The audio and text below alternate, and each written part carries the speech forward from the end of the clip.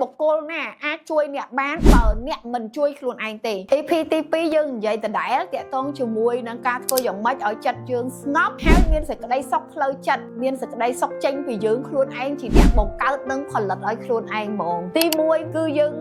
បាននិយាយគ្នាហើយតាក់ទងជាមួយការចែករំលែកទៅមនុស្សដែលស្រឡាញ់យើងចាពិតប្រាកដទី2នេះខ្ញុំមកនិយាយអំពីវិធីសាស្ត្រដែលយើងរកអ្នកជំនាញនៅក្នុងការស្ដារស្ថានភាពផ្លូវចិត្តនៅក្នុងវិស័យវេជ្ជសាស្ត្រគេថាមានអ្នកជំនាញផ្នែក counselor therapy ចាគឺជាអ្នកជំនាញប្រឹក្សាតែម្ដងឬក៏ស្ដារស្ថានភាពផ្លូវចិត្តតែម្ដងឬក៏គ្រូផ្នែកចិត្តវិញ្ញាណចាចិត្តវិញ្ញាណឬក៏ផ្នែកស្ដារស្ថានភាពផ្លូវចិត្តនឹងហ្មងចាខ្ញុំដោយសារខ្ញុំបានរៀនខ្ញុំបានដុសខាត់ខ្លួនឯងហើយបានស្វែងយល់ពីការរៀនសូត្រ course ល្បីៗមួយចំនួនតាក់ទងមួយចិត្តវិញ្ញាណខ្ញុំអាចយល់ពីការផ្លាស់ប្ដូរផ្លូវចិត្តនិងស្ដារស្ថានភាពផ្លូវចិត្តអំឡុងពេលដែលយើងបាក់ទឹកចិត្តធ្ងន់ធ្ងរអញ្ចឹងអ្នកជំនាញគឺមានតិចនៅច្រើនមែនទែននៅក្នុងការក្លាយជាគ្រូបង្វឹកចាហ្នឹងគឺថាត្រូវការគ្រូបង្វឹកតាមស្ថានភាពផ្លូវចិត្តប៉ុន្តែលុះត្រាតែយើងខ្លួនឯងហ្នឹងចង់ឲ្យគេជួយដែរពួកបងប្អូនត្រូវចាំព្រះពុទ្ធក៏ទ្រង់សម្ដែងដែរគ្មានបុគ្គលណាអាចជួយអ្នកបានបើអ្នកមិនជួយខ្លួនឯងទេព្រោះការបង្វឹកឲ្យផ្លាស់ប្ដូរផ្លូវចិត្តឲ្យការស្វែងរកខ្លួនឯងជាមនុស្សថ្មី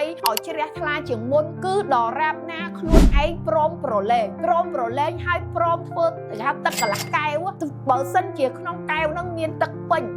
ពោពេញទៅដោយទឹកហ្នឹងវាខ្មៅពេញហើយចាវាអត់មានស្ប៉េសនឹងចាក់ទឹកបញ្ចូលទៀតទេអញ្ចឹងតួតែចាក់ទឹកហ្នឹងចោលពីកែវខ្លះធ្វើជាមនុស្សល្ងងខ្លះបើសិនជាយើងនៅតែជាមនុស្សប្រកាន់គ្រូបែបណាក៏ដោយក៏ខំសលីងយើងអត់ចូលដែរព្រោះពេលខ្លះគេមើលឃើញពីចំណុចដែលយើងធ្វើខុសចាព្រោះបើយើងទុកអ្នកណាម្នាក់ជាគ្រូបានន័យថាយើងស្ដាប់ដោយការត្រេះរិះពិចារណាហើយយើងព្រមជឿសិនយើងព្រមស្ដាប់សិនយើងអនុវត្តសិនបើចំណុចហ្នឹងយើង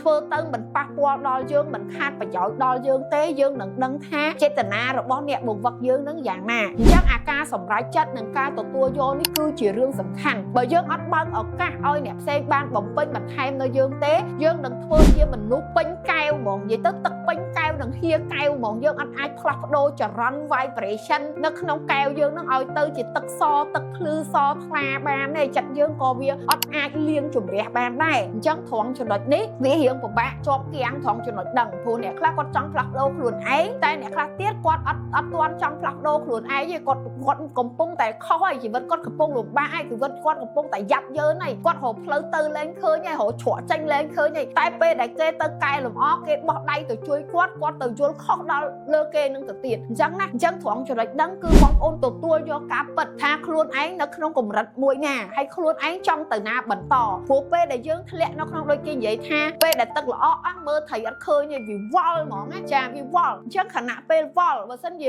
សុកមានមនុស្សណាម្នាក់ដែលគេជំនាញហើយគេជួយយើងដោយមិនរំពឹងចង់បានអីពីយើងផងយើងព្រមស្ដាប់ថាបញ្ហារបស់យើងនឹងជាអីគេចាហើយយើងត្រូវដោះបញ្ហានឹងរបៀបម៉េចដោយសារយើងព្រមកែយើងព្រមបោះបង់ចោលនៅអាចចំណុចអវិជ្ជមានឬក៏ចំណុចមិនល្អផ្សេងអញ្ចឹងអាជំនាញស្ដារស្ថានភាពផ្លូវចិត្តនឹងគឺជំនាញឲ្យយើងលុបចោលនៅរឿងខ្មៅចង់និយាយរឿងដែលយើងដើរខុសផ្លូវចិត្តដែលយើងដើរខុសជំងឺចិត្តដែលយើងមានណាជាពិសេសអាចជំងឺតូចចិត្តអន់ចិត្តឈឺចិត្តហើយចំណែនអ្នកដតីទាំងយើងអត់ដឹងខ្លួនហ៎តែពេលខ្លះគេប្រាប់ថាអូនឯងកំពុងនៅក្នុង flow ចំណែនគេងាកទៅឃើញអ្នកណាក៏អូនអត់សុខងាកទៅឃើញអ្នកណាក៏អូនអត់សុខគឺអូនមួម៉ៅក្តៅក្រហាយនឹងជីវិតអ្នកដតីរីកចម្រើនពេលខ្លះយើងខឹងគេយកតែមែនតែនចាយើងខឹងយកតែមែនតែនហើយតែយើងនៅបន្សល់អាហ្នឹងជីវិតយើងអត់អាចទៅមុខបានទេអញ្ចឹងចំណុចនេះខ្ញុំធ្លាប់អនុវត្តខ្ញុំធ្លាប់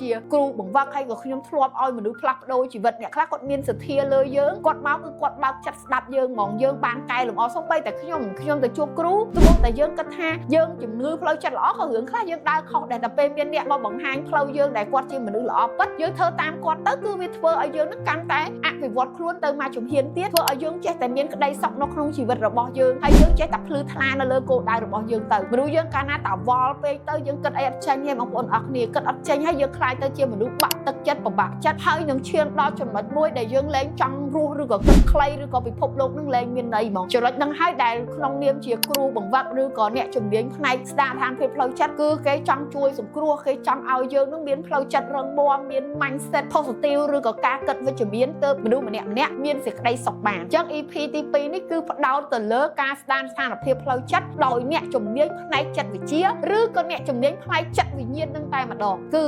បង្ហាញយើងឲ្យយើងស្វែងរកចំណុចចាប់ផ្ដើមទូចដំបូងហ្នឹងចាគឺផ្លាស់ប្ដូរការគិតទទួលយកអ្វីដែលយើងកំពុងតែមានបច្ចុប្បន្ននិងការវិវត្តខ្លួនទៅមកជំហានទៀតដែលយើងទៅរកខ្លួនឯងខ្លាយជាមនុស្សដែលអស្ចារ្យជាងមុននិងស្ដារស្ថានភាពយើងនឹងឲ្យកាន់តែប្រសើរជាងមុនចាអញ្ចឹងវីដេអូនេះផ្សារភ្ជាប់ជាមួយនឹងវីដេអូតាក់ទងជាមួយនឹងការរក្សាចិត្តឲ្យស្ងប់ហើយនឹងមានក្តីសុខចាអរគុណច្រើនពីខ្ញុំទៅបើចា